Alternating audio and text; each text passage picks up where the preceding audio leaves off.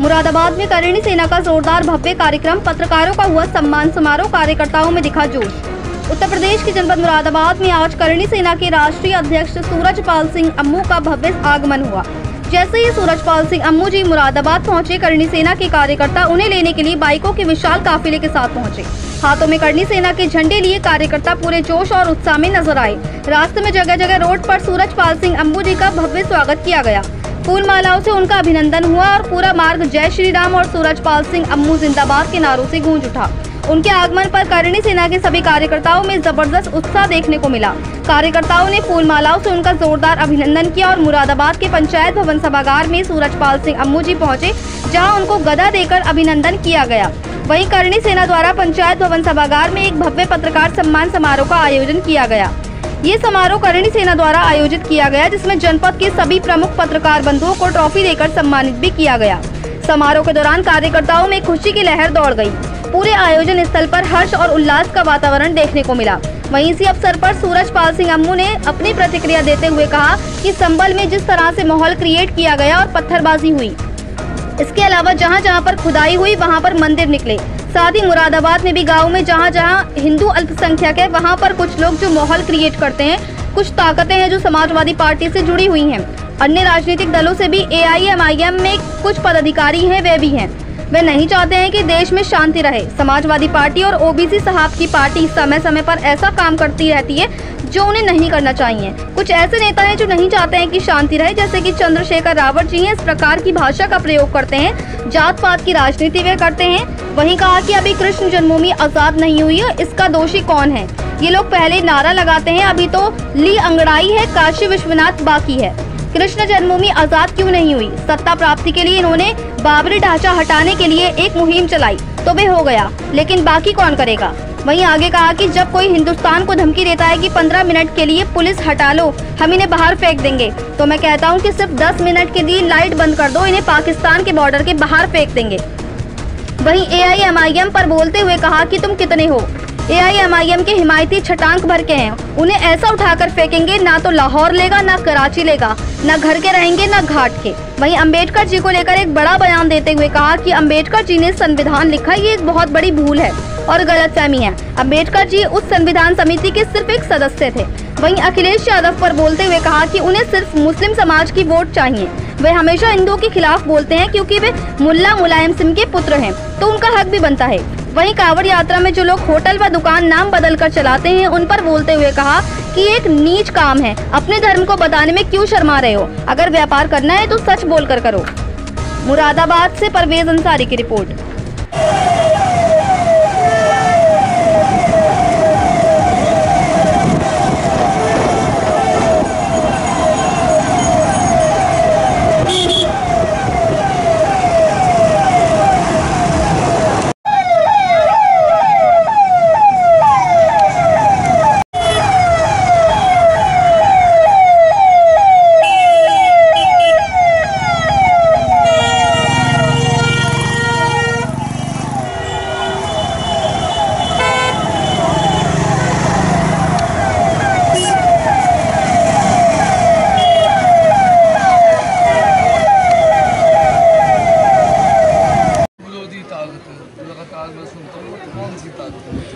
अगर मुझे कम से कम मुरादाबाद मंडल के लोगों को ये बताना पड़े कौन सी ताकतें हैं, तो आपके पड़ोस में संभल है।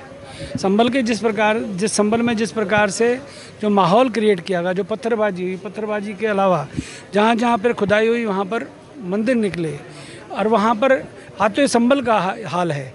मुरादाबाद के अंदर जिस प्रकार के आसपास के गाँव में हिंदू जहाँ अल्पसंख्यक है, वहाँ पर जिस प्रकार का माहौल क्रिएट किया जाता है, कुछ किन लोगों के द्वारा, सभी के लिए सभी नहीं करते, परंतु कुछ ताकतें जो समाजवादी पार्टी से जुड़ी हुई हैं, जो अनेक और राजनीतिक दलों से AIMIM के कुछ यहाँ पर पदाधिकारी हैं, वो भी हैं, तो वो चाहते नहीं कि देश के अंदर शांति रहे। वो समय समय पर असामाजिक तत्व जो उनकी पार्टी के अंदर हैं, सारे नहीं कह रहा मैं, क्योंकि मैं आपसे कह रहा हूँ समाजवादी पार्टी और OBC साहब की पार्टी समय समय पर कोई ना कोई ऐसा काम करती रहती है जिनको नहीं करना चाहिए।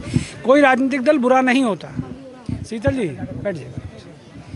कोई राजनीतिक दल बुरा नहीं होता। उस पार्टी के अंदर जो नेता होते हैं, या कुछ ऐसे नेता जो नहीं चाहते प्रदेश के अंदर शांति रहे, कौन नेता? मैं एग्जाम्पल के तौर पे रामजीलाल सुमन की घटना हुई और वो पूरे देश ने देखी वो घटना में। उस घटना में मीडिया के पास हमेशा मौजूद रहा। और उसके अलावा आज चंद्रशेखर रावण है, जिस प्रकार की भाषा का प्रयोग करता है, जिस प्रकार से जात पात की राजनीति करता है। करनी सेना के अंदर अगर भाई साहब बैठे हैं राजेश जी, तो इनकी जाति क्या है मुझे नहीं पता। ये सनातनी हिंदू हैं। आज ये शीतल बैठी है, राजपूतों की बेटी है। आज ये ब्राह्मण समाज की बेटी बैठी है।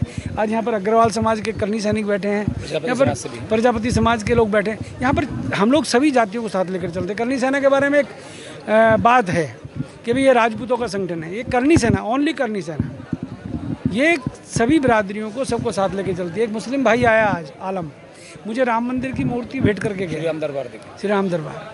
तो हम लोग ये नहीं कहते, हम कहते हैं देश के अंदर शांति रहनी चाहिए। देश का प्रधानमंत्री, प्रदेश का मुख्यमंत्री अगर अच्छा काम करे तो उनकी तारीफ करते हैं। परंतु अगर वो, मुझे लगता है कि अभी कृष्ण जन्मभूमि आज़ाद नहीं हुई तो उसका दोषी कौन है? मैं तो नहीं हूँ। ये पहले नारा लगाते थे, ये तो पहली लड़ाई है, आगे घोर वो पता नहीं क्या क्या कहते थे। अभी तो लिए अंगड़ाई है। हाँ, अभी तो लिए अंगड़ाई है और काशी विश्वनाथ बाकी है। तो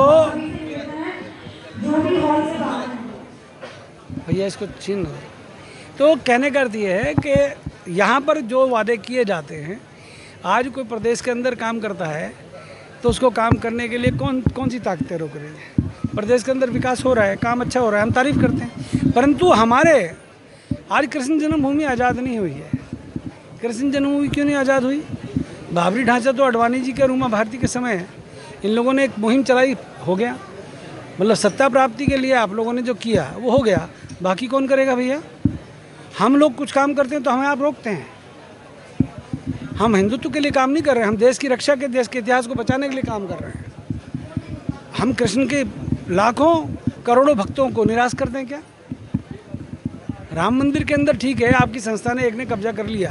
पर आप मंच से बात कर रहे थे कि वो कहते हैं कि 15 मिनट पुलिस हटा दो और आप कहते हैं कि 15 मिनट बिजली गायब कर दो। मैं इसलिए कहता हूँ, जब कोई हिंदुस्तान को धमकी देता है कि 15 मिनट के लिए पुलिस हटा लो, हम इनको, ये तो शायद अकबरुद्दीन ने बोला। मैंने सिर्फ इतना कहा कि 10 मिनट के लिए लाइट बंद कर दो, ना इनको पाकिस्तान के बॉर्डर के बाहर भेज दें 10 मिनट के लिए। हम करनी सैनिक नहीं, उल्टा बोलना हमको भी आता है, ताकत हमारी भी मजबूत है। अरे तुम लोग जितने भी हो, AIM के हिमायती कितने हो भैया, छटाक भरो। ऐसे उठा के फेंकेंगे तो ना लाहौर लेगा ना कराची लेगा, ये फिर वहाँ बॉर्डर पे पड़े होंगे। ये ना घर के रहेंगे ना घाट के रहेंगे। रिफ्यूजी लाइट बंद करने के बाद हम एक करनी सेना में हमारा एक स्लोगन है, हम जोड़ते हैं तोड़ते नहीं, और तोड़ते हैं तो फिर छोड़ते नहीं। हम लोग तोड़ने का काम भी कर सकते हैं उनके खिलाफ जो हमारे देश के सनातन धर्म के इतिहास को है, सनातनी महापुरुषों को गालियाँ देते हैं, हमारे समाज के लोगों को उल्टा सीधा बोलते हैं, हिंदू धर्म की आलोचना करते हैं। हमने तो आज उनको भी कहा है जो अम्बेडकरवादी हैं। अम्बेडकर ने संविधान लिखा, ये बहुत बड़ी एक भूल है, गलतफहमी है। अम्बेडकर उस संविधान समिति के एक सदस्य मात्र थे और हम उनका सम्मान करते हैं। परंतु जो बाकी लोग समिति के अंदर थे वो कौन थे? पाकिस्तान का पहला कानूनी मंत्री कौन था?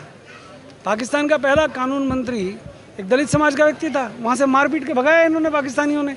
अरे हम तो आपके साथ चल रहे हैं, आप हमारे साथी हो, हमारे हिंदुस्तानी हो, भाई हो। एक अभी घटना हुई है कांवड़ियों के संग, हरिद्वार में उन्हें जेल भी भेजा गया। पुलिस का कहना यह है कि उन्होंने उत्पाद कराया, 3 कांवड़ियों उसमें जेल जो उत्तराखंड जो उसमें अखिलेश जी कह रहे हैं कि कांवड़ यात्रा जो थी वो उपद्रव करते हैं। देखो, अखिलेश यादव के दिमाग में तो एक ही बात है कि उनको मुसलमान समाज की वोट चाहिए और वो हमेशा हिंदुओं के खिलाफ बोलते हैं। और समझ में आता है कि वो मुल्ला मुलायम सिंह के पुत्र हैं तो उनका हक भी बनता है कि मुसलमानों के पक्ष में बोलें। जहाँ तक है कांवड़ियों के 3 कांवड़ियों के जेल जाने की बात, देखो कानून मेरे लिए, आपके लिए, सबके लिए बराबर है। कांवड़ियों को संयम रखकर चलना चाहिए। आपके लिए तो उत्तर प्रदेश सरकार, उत्तराखंड सरकार, हरियाणा सरकार, दिल्ली सरकार पलक पावड़े बिछाकर बैठी है, आपको सुविधाएँ दे रही है। परंतु क्या हम जो गाड़ी आती है उनको तोड़ना फोड़ना, मुझे नहीं लगता कि इस प्रकार का कोई कानून हाथ में लेकर उपद्रव करना चाहिए। उपद्रवी कावड़िए, शिव भक्त कावड़िए उपद्रव करने के लिए वहाँ से कावड़ लेके थोड़ी ना आते। इसलिए सरकार जब हमारे लिए इतना कर रही है, सरकार हमारी स्वच्छता के लिए, हमारी शुद्धि के लिए इतना काम कर रही है, तो हमारा दायित्व बनता है भारतीय लोगों का कि हम लोग भी सरकार का सहयोग करें। क्योंकि लाखों करोड़ों कावड़िए रोड पे हैं, उनके साथ गलत ना हो ये चिंता योगी सरकार कर रही है और भी सरकारें कर रही हैं। परंतु कावड़ियों का दायित्व बनता है कि वो कोई ऐसा काम ना करें जिससे समस्त हिंदू धर्म को, सनातनियों को गर्दन नीची करनी पड़े। कुछ मीट की दुकानों को लेकर योगी सरकार ने अच्छा आदेश दिया, लेकिन नाम बदलकर मुसलमान मीट की दुकान। देखो ये नीच काम है, अपने बाप का नाम आप बदल सकते हो क्या?